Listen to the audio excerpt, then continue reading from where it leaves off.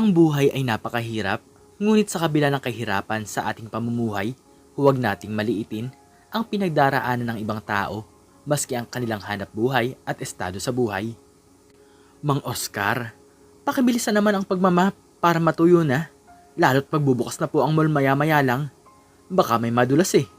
Sabi ni Alexa na siyang nagmamanage sa mall habang wala ang tunay na may-ari. Alam mo namang hindi ko na kayang magmadali, Alexa. Sagot ni Mang Oscar habang pinapasa ng map at unti-unting naglilinis ng sahig. Matanda na ako at mahirap na para sa akin ang magmadali. Kailangan ko rin namang ingatan ang katawan ko. Ngunit hindi ito nakaligtas sa mga mata ni Alexa na naiinip na sa kanyang mabagal na paggalaw. Saan naman ay gawin mo na yan ng mabilis? Ang dami pang ibang dapat asikasuhin. Huwag mong gawin ng sobrang bagal yung responsibilidad mo. Tumingin si Mang Oscar sa kanya, may halong pagkalungkot at inis. Ginagawa ko na ang makakaya ko. Hindi ko naman kasalanan kung matanda na ako. Walang dahilan para magreklamo ka. Kung hindi mo kayang makipagsabayan sa trabaho, baka kailangan mo nang magpahinga. Sagot ni Alexa, nagiging mas mataas na ang tono. Baka mas mabuti pang ibigay mo na lang ang trabaho mo sa iba. May mga tao namang mas masipag at mas mabilis. Hindi naman kailangan maging ganito ang usapan, Alexa. Wala akong intensyon na maging sagabal sa trabaho. Ani ni Mang Oscar, bahagyang naguguluhan sa pagtanggap ng ganitong klaseng pagtrato mula sa kanya. Ginagawa ko naman ang lahat ng makakaya ko. Kasi Mang Oscar, hindi ito ang panahon para maging sobrang bagal. Maraming tawang umaasa sa atin. Kailangan natin ng mabilis na aksyon. Patuloy na nanggagalaiti si Alexa. Kung ganyan ka lang, baka hindi ka karapat-dapat sa trabahong to. Umirap si Mang Oscar, bahagyang nanlumo sa mga salitang yon. Kung mas masipag ka at mas matyaga, sana nakilala mo rin ang hirap na dinaranas ng iba. Hindi mo ba naiisip na may mga tao ring nagtatangkang gumawa na mabuti at mas mabilis pero hindi lang kaya ng katawan nila? Ayan tayo. Ayaw mo nang pinagsasabihan ka eh. Kailangan mo talagang mag-adjust. Napapabitaw na sabi ni Alexa. Naging tahimik ang kanyang boses ngunit puno pa rin ng init. Muling nag-umpisa si Mang Oscar sa kanyang pagmamap. Sinisikap na kalimutan ang mga sinabi ng dalaga habang patuloy na sumasagi sa isip niya ang sakit na dulot ng pangutya. Wala akong dapat na ipaliwanag sa'yo. Basta, gagawin ko ang makakaya ko. Basta sana, mas bilisan mo pa. Kung hindi, ay mapapansin ng ibang tao ang pagiging pagong sa ginagawa mo. Sambit ni Alexa na tila nagtatangkang umalis sa usapan habang pinipilit ang sarili na maging cool sa sitwasyon. Kung yun lang ang iniisip mo, mukhang kailangan mo nang magpahinga sa kakasabi ng mga masakit na salita. Sagot ni Mang Oscar na mas naging matatag sa kabila ng kanyang kalagayan. Huwag sanang makalimutan ang respeto sa lahat at kahit kanino pa man. Ang mga salitang yun ay naging puno ng pagkadismaya kay Alexa, ngunit tumalikod siya nang hindi nagsasalita. Nag-iisip na lang kung paano niya maitutugma ang kanyang mga responsibilidad at ang paggalang sa ibang tao. Tanghali na at nagmamap si Mang Oscar sa third floor, malapit sa fitting room ng mga bumibili at nagsusukat. Sobrang ingat niya sa kanyang trabaho. Habang abala ay nilapitan siya ni Pia, isa sa mga staff ng mall na ubod ng pandidiri sa matandang nagmamap. Oscar, or Mang Oscar bilang pagrespeto, pwede bang bilisan mo dyan? Baka mamaya isipin ng mga nagsusukat na ninilip ka eh. Bilisan mo nga. Sigaw nito sa nagmamap na si Mang Oscar. Wala naman akong balak gawin yan, iha. Maingat ako sa trabaho ko. Ani nito at binuhat na ang map at paglingon niya sa likod ay napatid niya ang isang businessman na may hawak na kape. Naku po, pasensya na po. Paghingi ng tawa ni Mang Oscar tsaka lumapit upang tulungan ang businessman na agad siyang tinulak. Ang anga-anga mo naman. Hindi ka nag-iingat. Tingnan mo uniform ko. Ang dumi na tuloy. May pambayad ka ba nito? Sigaw ng laking businessman. Pinilit ni Mang Oscar na humingi ng paumanhin habang nagmamadali siyang kunin ang pamunas sa kanyang bulsa. Pasensya na po talaga sir, hindi ko po sinasadya. Sabi niya habang maingat niyang pinupunasan ang tumapo na kape sa sahig. Ngunit hindi pa rin nakontento ang businessman. Pasensya? Anong magagawa ng pasensya mo? Isang uniforming may brand to. Alam mo ba kung magkano ang ganito? Baka hindi mo kayang bilhin kahit ipunin mo ang lahat ng sahod mo. Sumbat man ng lalaki na kitang-kita sa muka ang pagkainis. Habang patuloy sa pag-aayos si Mang Oscar, lumapit naman si Pia at ilang staff ng mall na parang aliw na aliw sa nangyayari. Nako Oscar, ano na naman yan? Wala ka na bang matinong magawa? Kung ako sa'yo, umalis ka na lang dito. Puro ka na lang perwisyo. Sabi ni Pia na may ngisi sa kanyang labi. Sumali rin si Ana na tumatawa habang kinukutya ang matanda. Baka nga kailangan mo na talagang mag-retire. Nakakahiya ka na eh. Baka kung sino pa ang mapahamak sa pagiging clumsy mo. Pakiramdam ni Mang Oscar ay tila isang eksena ito kung saan lahat ng mata ay nakatuon sa kanya at lahat ng bibig ay nagbibitiw ng mas sakit na salita. Halos hindi na siya makatingin ng diretso sa mga mata ng mga nakapaligid sa kanya. Naririnig niya ang mga bulungan ng iba pang mga empleyado sa likod. Bakit ba kasi hindi pa nila tanggalin yan dito? Lalo lang nadadagdagan ng problema ng mall nang dahil sa kanya. Sabi ng isa. Isang customer pa ang lumapit at nagsalita. Totoo ba to? Siya pa ang janitor dito. Dapat yata palitan na nila. Delikado na nga. Baka magkamali pa yan at madulas ang mga tao. Sa kabila ng lahat ng pangalipusta at kahihiyan, patuloy na nanatiling tahimik si Mang Oscar. Iniisip niya ang bawat trabaho ay may kanya-kanyang hamon at kung papatulan niya ang mga ito, lalo lang siyang malulugmok. Pinagpatuloy niya ang pagmamap kahit nararamdaman niyang halos gustong sumabog ng kanyang dibdib sa sobrang sakit ng mga sinasabi sa kanya. Ano, Mang Oscar? Wala ka bang sagot? Akala mo yata, hindi ka pwedeng sisentahin dito ha? Pang-aasar ni Pia. Mabagal ka na nga. Perwisyo ka pa. Hindi kami natatakot na tanggalin ka dahil sa edad mo. Patuloy pa rin nagtatrabaho si Mang Oscar, hindi na pinapansin ang mga panlilibak. Alam niyang kahit ano pang sabihin ng iba, ang mahalaga ay ginagawa niya ang kanyang trabaho ng maayos at buong puso.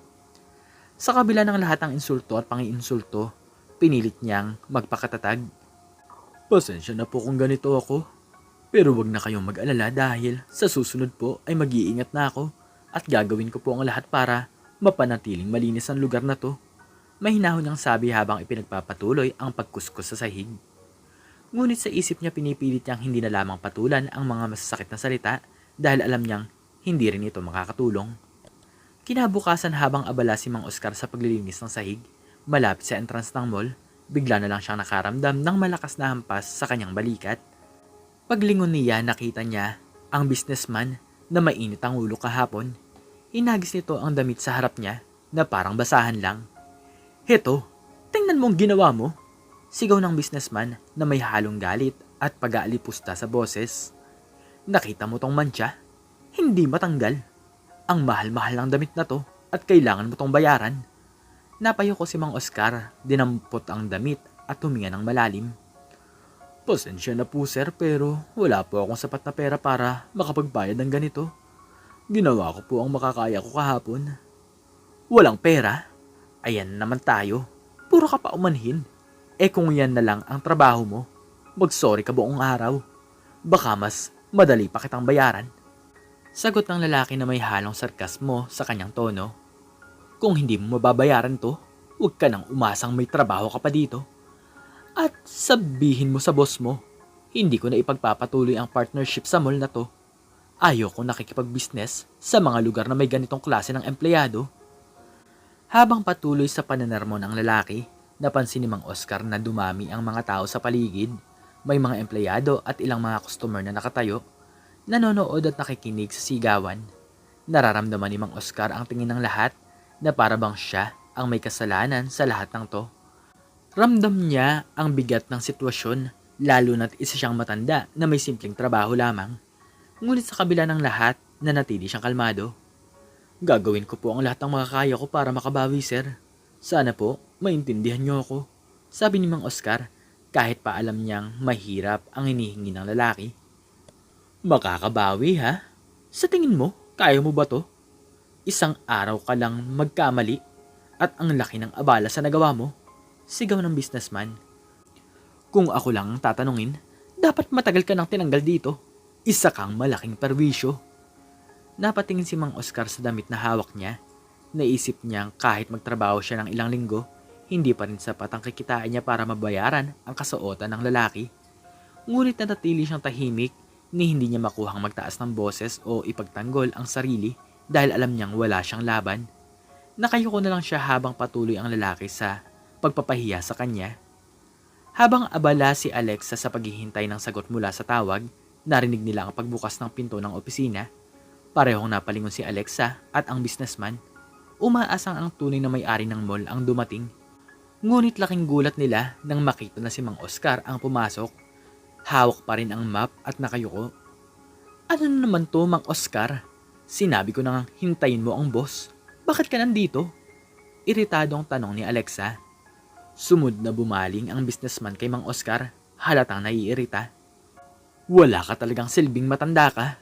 Kapag dumating ang boss at makita ka dito, siguro tatanggalin ka na niya. Ngunit nanatiling tahimik si Mang Oscar, pinagmamasdan lang ang dalawa. Nakatingin sa businessman na may pilit ng ngiti at kay Alexa na patuloy pa rin sa pananarmon. Alam mo, Oscar, kung di ka pa alis dito bago dumating si Sir, malamang tuluyan ka nang mawawalan ng trabaho. Hindi ka lang tamad, pabigat ka pa. Bulyong ni Alexa, halatang nawawalan na ng pasensya. Ngunit sa halip na umalis, lumapit palalo si Mang Oscar sa mesa at pinatong ang map sa tabi. Tumuwid siya ng tayo at nagpakawala ng isang malalim na hininga. Siguro ay oras na nga para malaman yung totoo. Nagtaka si Alexa at ang businessman. At ano naman ang gusto mong patunayan? Tanong ni Alexa na unti-unting nawawala ang yabang at kumpiyansa. Ngumiti si Mang Oscar pero hindi na ito yung ngiting mapagkumbaba tulad ng dati. Alam nyo, hindi ako basta-basta janitor lang dito. Dahil ako ang tunay na may-ari ng mall. At hindi lang dito, kundi marami pa sa iba't ibang bansa. Nabigla si Alexa, natigilan ng businessman. Ano? Hindi totoo yan. Sigaw ni Alexa pero ramdam ang takot at gulat sa tono ng kanyang boses. Bakit ka magtatrabaho bilang janitor kung ikaw nga ang may-ari ng mall? Napailing si Mang Oscar. Ginagawa ko to para makita kung paano nyo tratuhin ng ibang tao, lalo na ang mga nasa mababang posisyon. Gusto kong malaman kung sino ang totoo at marunong rumespeto kahit sino pa ang kausap. Halos hindi makapagsalita si Alexa, nagpalingali nga siya. Tila nag-iisip ng maipapaliwanag. Sir, hindi ko po alam. Hindi ko naman alam na kayo pala ang... Ngumiti ng malamig si Mang Oscar. Walang problema kung hindi mo alam. Pero ang paraan ng pakikitungo mo sa akin at sa ibang empleyado, yun ang malaking problema. Nakatulala ang businessman, halatang hindi makapaniwala. Oscar, sir, patawarin niyo ako. Hindi ko rin po alam kung alam ko lang sana. Hindi ko sana kayo. Tumango si Mang Oscar ngunit halatang seryoso na. Huwag kayong mag-alala. Kakausapin ko ang pamunuan tungkol dito. At titiyakin kong lahat ng hindi marunong rumespeto sa kapwa nila ay magbabayad. Naiwan si Alexa at ang businessman na namumutla at nanginginig. Hindi alam kung ano ang kanilang magiging kapalaran matapos malaman ng tunay na katauhan ni Mang Oscar. Kaya lagi nating tandaan na hindi natin lubhang kilala ang ibang tao, kaya wala tayong karapatan na sila ay husgahan. At hanggang dito na lamang po nagtatapos ang aking istorya at sana po ay nagustuhan nyo ito. Please like, share, and subscribe and click the notification bell para palagi po kayong updated sa mga bago kong istorya. Muli ay maraming salamat po at God bless us all.